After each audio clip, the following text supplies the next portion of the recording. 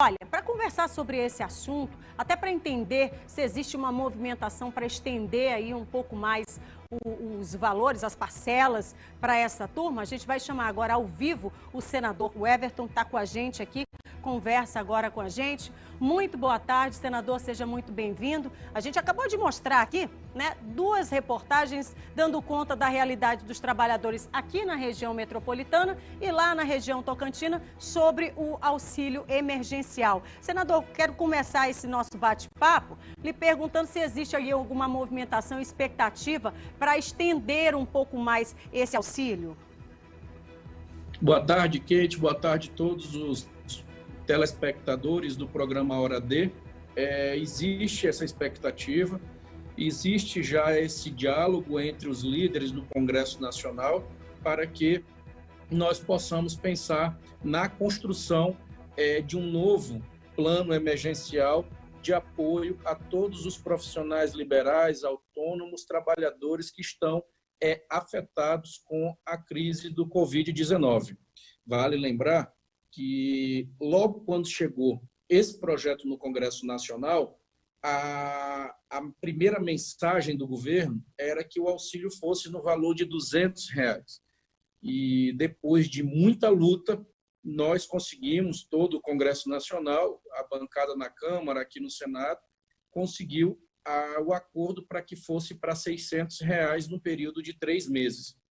Nós já estamos na fase da segunda parcela desse benefício e, infelizmente, nós não temos ainda prazo para passar essa pandemia e esse período crítico onde muitos profissionais estão aí afetados. Então, há sim essa possibilidade.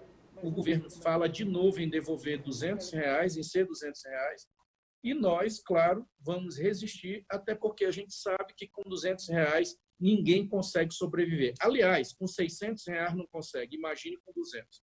E nós estaremos aqui, Kate, brigando para que, enquanto continue esse estado de guerra que nós estamos vivendo em combate ao coronavírus, o Estado brasileiro dê o mínimo de condições para os empreendedores, para as micro, pequenas empresas e para os trabalhadores, para que eles possam aí atravessar, diminuindo essa dor e a perca que todos estão tendo. Senador, por falar neste travamento, né, constante aí dessa batalha em prol desses trabalhadores, das pessoas que precisam, né, inclusive de auxílio nesse momento, mais uma grande vitória, inclusive que dá conta aí de todos os brasileiros e claro que de forma especial nós maranhenses, afinal de contas nós temos o senhor por lá no Senado e aí exatamente trazendo aí uma discussão que a gente já vinha conversado aqui, que é a vitória nesse corte de energia elétrica, que agora existe a proibição antes, ali durante o fim de semana, né, e também feriados.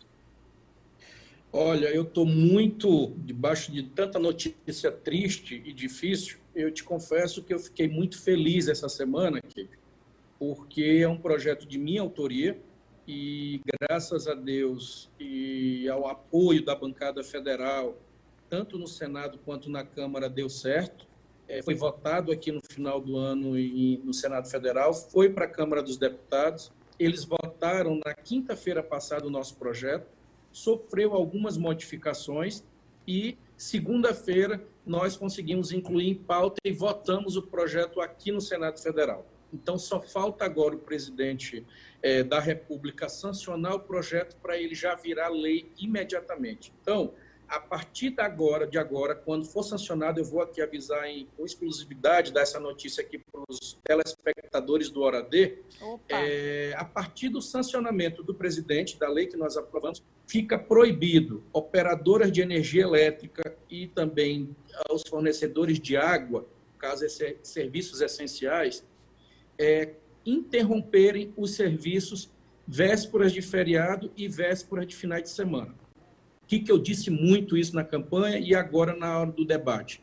É uma tremenda de uma humilhação e de falta de qualquer tipo de humanismo e de consideração o dono de uma empresa que fornece energia elétrica chegar na casa do cidadão 5 horas da tarde numa sexta-feira e cortar a energia lá dessa pessoa e ir embora. Essa pessoa já deixou a conta atrasar porque ela não teve dinheiro para pagar.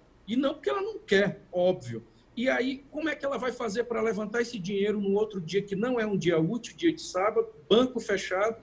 Aí, para mandar pagar até ele religar, ele passa o final de semana sem energia. Ou seja, se tiver lá com uma carne no freezer, com alguma comida perecível, se tiver com um idoso que precisa fazer uma nebulização, uma criança, enfim, tira a dignidade, além da humilhação que essas pessoas passavam. Então, agora, vai ficar proibido, dia de sexta-feira, a equipe de corte ir na casa do cidadão, tirar o serviço dele, vai ter que ser de segunda a quinta, e se o feriado for, por exemplo, na terça-feira, fica proibida a equipe ir na segunda-feira. Com isso, vai dar tempo para que o cidadão ele tenha condição de levantar o seu dinheirinho, pagar e pedir a religação. A outra coisa importante é que, a partir de agora, também, com o projeto sancionado, virando lei, fica obrigado, no caso aí do Maranhão, a SEMAI e a CAEMA, vai ter que notificar o usuário, dizer, olha, Kate, você está com a conta atrasada e tal dia a equipe do corte está passando aí. Ou seja, você ainda tem tempo de se organizar,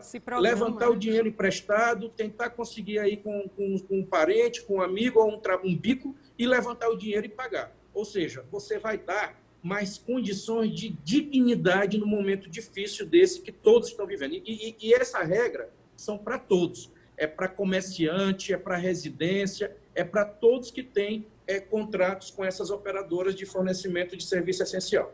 Agora, senador, a gente fica observando aqui diversos movimentos em prol, como eu disse ainda há pouco, que eu gosto de reiterar, em prol desse trabalhador que já está sofrido nesse tempo.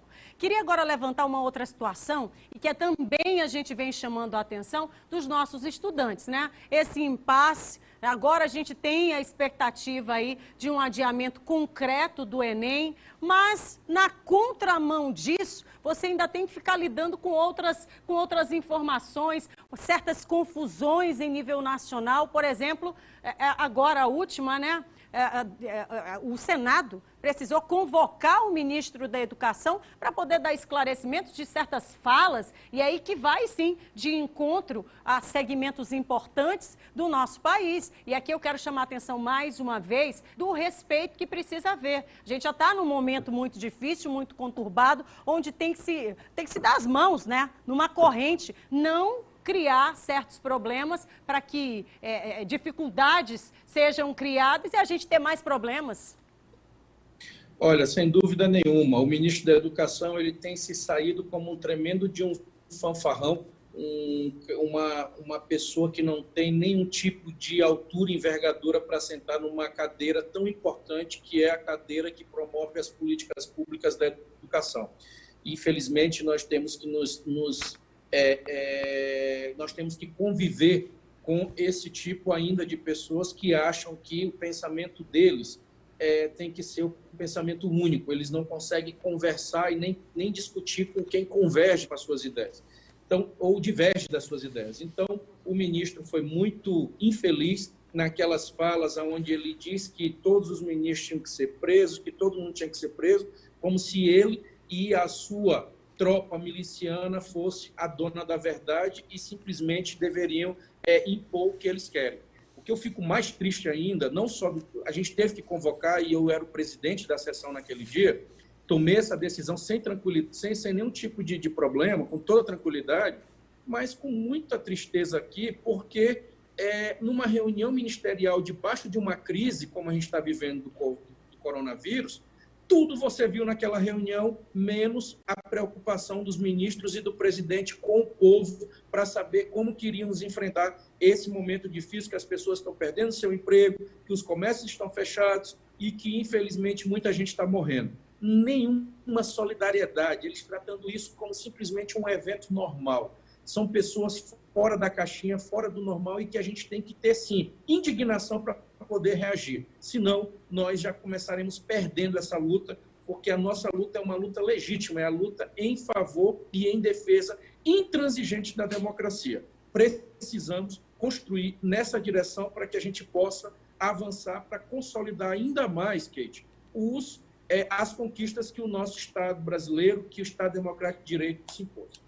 Agora, senador, está chegando aqui algumas perguntas e é até perfeitamente normal. Pessoal querendo saber da sua saúde, né? Porque há alguns dias atrás, algumas pessoas comentando, né, sobre uma possibilidade do senhor ter testado positivo ou não aí. Claro que está na linha de frente, está trabalhando, está participando das sessões remotas. E aí queria que o senhor pudesse, então, levar essa fala oficial à população do Maranhão. Ok, eu te fiz. O Senado Federal e aqui no GDF é feito sempre quando tem algum servidor ou algum parlamentar que tenha tido contato com alguém que testou positivo para o Covid, é recomendável que se faça o exame para ter a certeza se foi contraído ou não. Os 23 servidores do Prodazem, aqui do Senado Federal, que estão ajudando a organizar as sessões remotas, todos fizeram exames. Os senadores, eu e o presidente Davi, que já tinha testado antes positivo, mas por precaução ele tem feito, nós estamos sempre a cada 15 dias fazendo esses exames. Então, na última quinta-feira, nós realizamos 3 tipos de exames, o teste rápido, o PCR e o sorológico, para justamente ter essa certeza de que estão todos seguros, podendo trabalhar e coordenar os trabalhos aqui no Senado Federal. E então, voltar para casa também, né, senador? Voltar para casa também, afinal de contas, todo mundo está ali, esposo, os filhos, e tem que preservar todo mundo, né? Eu fiz todos os exames, deu todos negativos, e estamos aqui vigilantes. Ontem mesmo, na sessão, para você ter uma ideia, começou 4 horas da tarde e o presidente teve que se ausentar. E aí eu assumi a presidência da sessão 5h30 da tarde, ficamos até 9h30 da noite na sessão do Senado Federal, que votamos 3 projetos importantíssimos. E um deles é justamente o apoio à agricultura familiar, que está prejudicadíssima nesse momento difícil. Então, eu quero mandar aqui um abraço a todos os trabalhadores e trabalhadoras rurais, em nome da FETAEM e da CONTAG, porque nós conseguimos ontem aprovar um projeto muito importante de apoio ao pequeno produtor, que agora vai para a Câmara dos Deputados, e esperamos que eles possam também aprovar em breve esse pacote de ajudas a essa comunidade importante, parcela importante da comunidade, da sociedade, possa estar aí também assegurada e apoiada pelo Estado brasileiro. Muito bem, senador. Queria lhe agradecer mais uma vez, estar aqui com a gente ao vivo, nesse horário que é o horário do almoço, um horário importante, onde todas as famílias estão em casa. Quem não está em casa está descansando aí da sua atividade, mas está de olho aqui no nosso sistema difusora. Muito obrigada e eu quero que o senhor retorne aí, né, com outras ações e também resultados importantes para que essa população fique muito bem informada. Eu que agradeço, Kate, e me coloco à disposição. No dia de anteontem, eu dei entrada num projeto de lei onde nós vamos tipificar e poder aumentar até em 2/3 a pena para quem agride jornalista e comete crime contra jornalista. Maravilha. Nós não podemos aqui admitir, em hipótese nenhuma, que a imprensa no Brasil seja calada. O grupo da Folha e do Globo proibiram, acabaram a cobertura no Palácio da Alvorada dos seus jornalistas que estavam se sentindo inseguros, justamente por tentativas isoladas de pessoas que beiram o fascismo. Essas pessoas não vão nos calar, nós temos que reagir, o Estado Democrático de Direito tem que ser mantido e vamos lutar para que não só a imprensa esteja livre para trabalhar, como também todo cidadão tem o direito de discordar. É assim que funciona na democracia e é assim que nós vamos, com certeza, lutar para que continue. Muito bem, está aí o senador. Lamentável isso, né, senador? Mas, enfim, a gente vai seguir acompanhando aqui. Que bom, né, que existem discussões voltadas, de fato, ao estabelecimento desse Estado Democrático de Direito. Muito obrigada mais uma vez, tá, senador? Retorna aqui com a gente sempre que o senhor tiver aí informações, tá bom? Muito obrigado, um grande abraço a todos. Muito bem, tá aí, olha, o senador Everton falando com a gente, ao vivo, como sempre, nesse horário bacana, né, que eu costumo dizer, que leva a informação para você que está em casa. E, claro, sempre acompanhando o desdobramento Ele vai retornar conosco porque tem decisão, falta apenas o sancionamento, né, do presidente da República com relação a esse projeto importante que dá conta do retorno, da manutenção, da dignidade dos trabalhadores, quando o assunto, né, gente, é essa história de corte de energia elétrica que ninguém merece.